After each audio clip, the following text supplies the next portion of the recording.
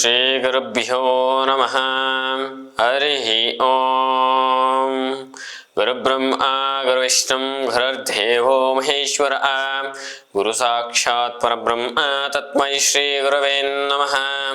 ಗುರುವೇ ಸರ್ವಲೋಕಾನಾಂ ವಿಷಜೇ ಭವರೋಗಿಣಃ ನಿಧಯೇ ಸರ್ವವಿದ್ಯಾನಾಂ ದಕ್ಷಿಣಾಮೂರ್ತಯೇ ನಮಃ.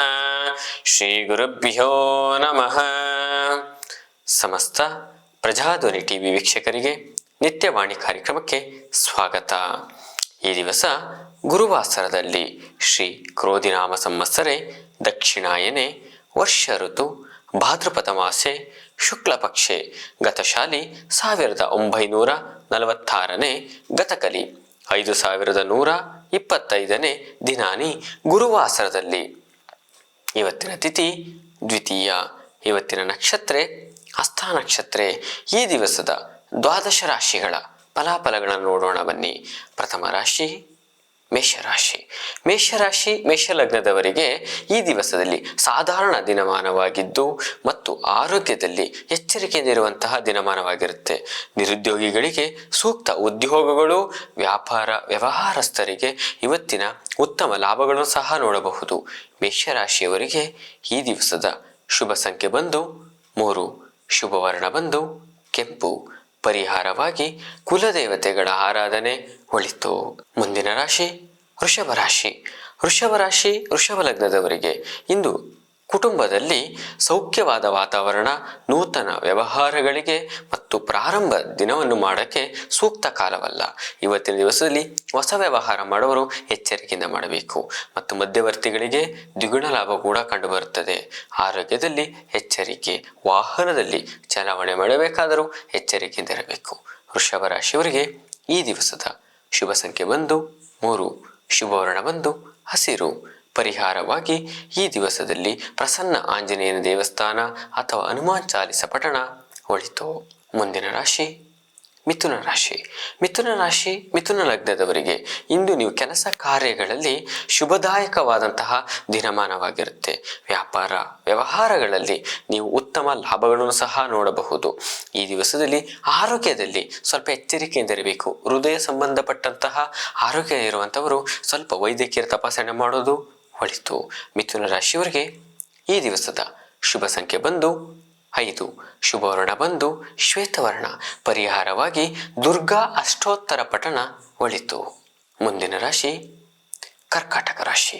ಕರ್ಕಾಟಕ ರಾಶಿ ಕರ್ಕಾಟಕ ಲಗ್ನದವರಿಗೆ ಕೆಲಸ ಕಾರ್ಯಗಳಲ್ಲಿ ನಿಮ್ಮ ಕುಟುಂಬದವರಿಂದ ಉತ್ತಮ ಸಹಕಾರ ಕೂಡ ಕಂಡುಬರುತ್ತೆ. ನೀವು ಯಾವುದೇ ಕೆಲಸ ಕಾರ್ಯಗಳನ್ನು ಮಾಡುವಂಥವರಿಗೆ ನಿಮ್ಮ ಕುಟುಂಬದಿಂದ ಸಹಕಾರ ಸಿಗುತ್ತೆ, ಪ್ರಶಂಸೆ ಕೂಡ ಸಿಗುತ್ತೆ. ಮತ್ತು ಧನಾತ್ಮಕ ವ್ಯವಹಾರದಲ್ಲಿ ಅಂದರೆ ನೀವು ಯಾವುದೇ ದೊಡ್ಡ ಮಟ್ಟದ ವ್ಯವಹಾರ ಮಾಡುವಂಥವರಿಗೆ ನೀವು ಕೂಡಿಟ್ಟಂತಹ ಹಣ ದ್ವಿಗುಣವಾಗಿ ಕ್ರೋಢೀಕರಣವಾಗುವಂತಹ ಶುಭ ದಿನವಾಗಿರುತ್ತದೆ. ಹಾಗಾಗಿ ಹೊಸ ವ್ಯವಹಾರ ಮಾಡಬೇಕಾದ್ರೆ ಗುರು ಹಿರಿಯರ ಆಶೀರ್ವಾದ ಬೇಕು. ಆದರೆ ಎಚ್ಚರಿಕೆಯಿಂದ ಮಾಡುವಂಥದ್ದು ಒಳಿತು.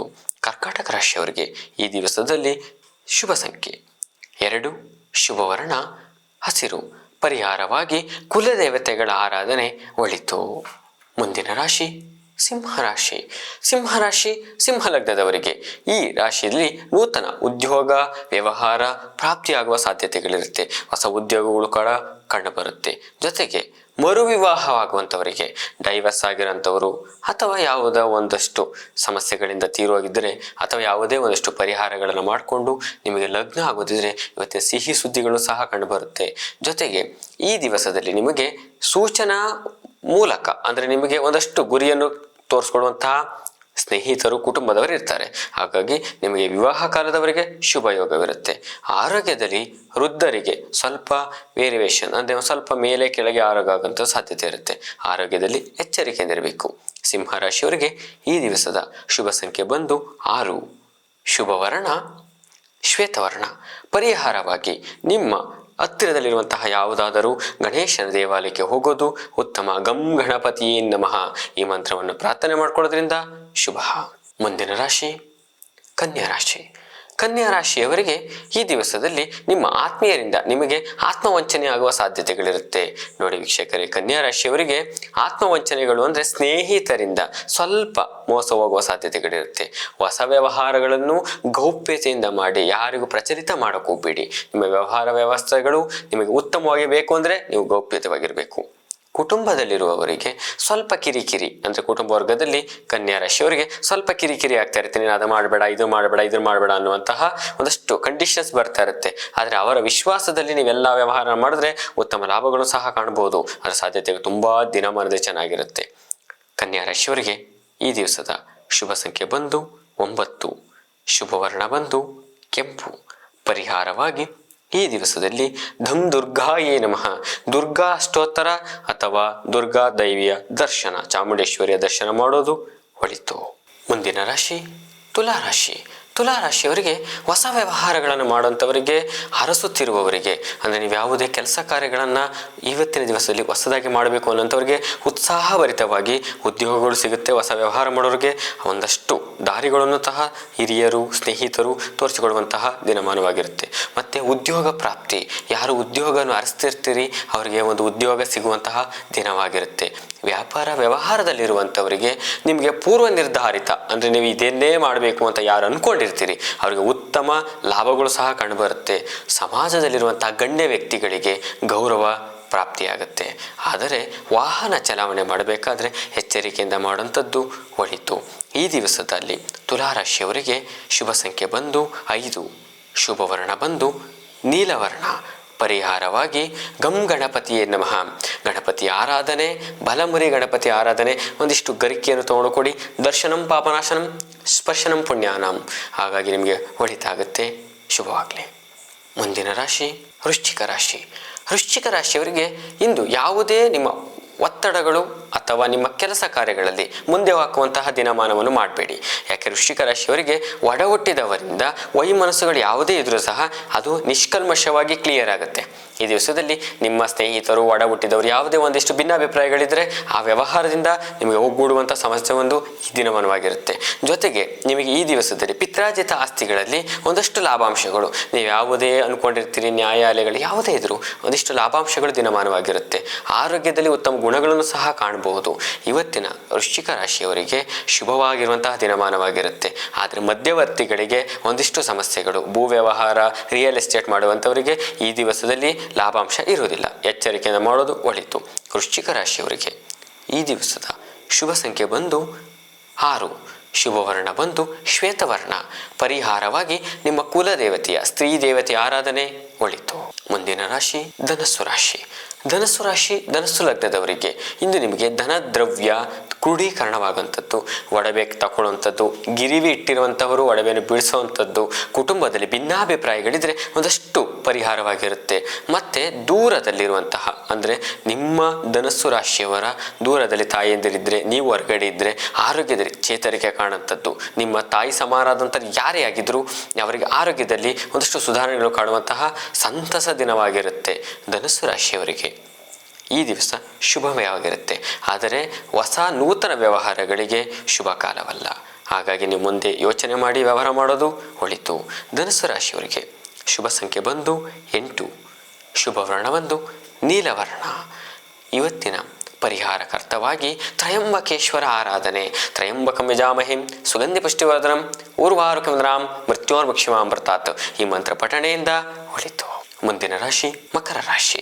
ಮಕರ ರಾಶಿ, ಮಕರ ಲಗ್ನದವರಿಗೆ ನಿಮ್ಮ ಕುಟುಂಬದಲ್ಲಿ ಪಿತ್ರಾರ್ಜಿತ ಆಸ್ತಿಗಳು ಮತ್ತು ಕುಟುಂಬದ ವಿವಾದಗಳಲ್ಲಿದ್ದರೆ ಅದು ಸ್ವಲ್ಪ ರಿಲೀಸ್ ಆಗುವಂಥದ್ದು. ನಿಮ್ಮ ಯಾವುದೇ ಪಿತ್ರಾರ್ಜಿತ ಆಸ್ತಿಗಳಲ್ಲಿ ಸ್ವಲ್ಪ ಭಿನ್ನಾಭಿಪ್ರಾಯಗಳಿದ್ದರೆ ಎಲ್ಲ ಸುಲಲಿತವಾಗಿ ನಿಮಗೇನು ಸೇರಬೇಕು ಅದು ಹಣ, ಆಸ್ತಿ, ಸೈಟ್ಸ್ಗಳು ಯಾವುದೇ ಇದ್ರೂ ಅದು ಬಂದು ನಿಮಗೆ ತಲುಪುವಂತಹ ಶುಭ ದಿವಸವಾಗಿರುತ್ತೆ.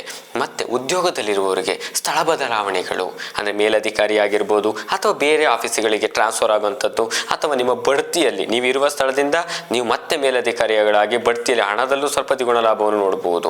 ಅವಕಾಶಗಳು ಯಥೇಚ್ಛವಾಗಿರುತ್ತೆ, ಉಪಯೋಗಿಸಿಕೊಳ್ಳುವಂಥದ್ದು ಒಳ್ಳೆಯದು ಮಕರ ರಾಶಿಯವರು. ಮತ್ತು ವಾಹನದಲ್ಲಿ ತಿರುಗಾಡುವಂಥವರು ಎಚ್ಚರಿಕೆಯಿಂದ ಓಡಾಡುವಂಥದ್ದು. ನಿಮ್ಮ ವಾಹನದಲ್ಲಿ ಬೇರೆಯವರಿಗೆ ಕೊಡೋದು ಸುಧಾ ತಪ್ಪೇ.